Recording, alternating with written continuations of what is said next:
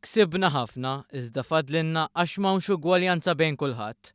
Dan kien il-kliem li ddomna d-diskors tal-Prim Ministru Joseph Muscat waqt iċ-ċelebrazzjoni tas-37 anniversarju minn meta Malta ħadet il-ħelsien tagħha minn taħt l-Ingliżi.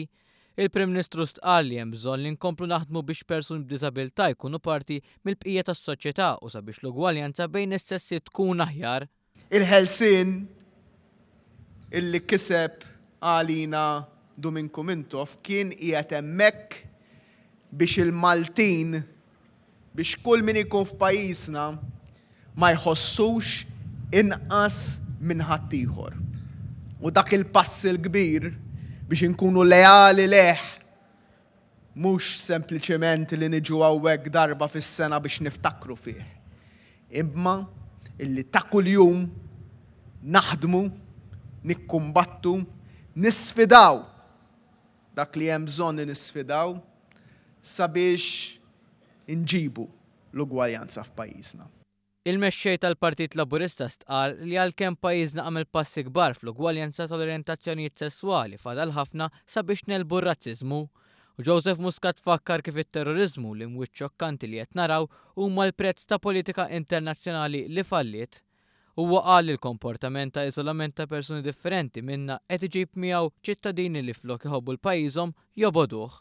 Iżda l-Prim Ministru stqal li huwa jinsab fiduċjuż li dan il-ġen ser ħares il-qoddim kif ħares il-qoddim il-Perit Domingos Mintoff fi żminijiet li għaddew. Diskors ċar ħafna tal-Perit Mintoff li kien qal jien nixtieq ngħix f'pajjiż f'Malta illi mhux biss u dan meta qed jinnegozja mal-Ingliżi u mal-Russi u mal-oħra ma' dak kollha li qed jipprova iġib kemm jiflaħ lejn pajjiżna. Qal qed jgħid jien qiegħed nipprova niġbed lejn pajjiżi għax irid niżviluppa l-pajjiż b'tali mod illi tant kemm jikber dan il-pajjiż illi jkun kapaċi mhux jagħti biss xogħol lil uliedu imma kapaċi jagħti xogħol lil ulied ħaddieħor. U llum qed ngħixuha dik ir-realtà, qed ngħixu dik ir-realtà ta' pajjiż illi kapaċi joħloq dan il-ġid.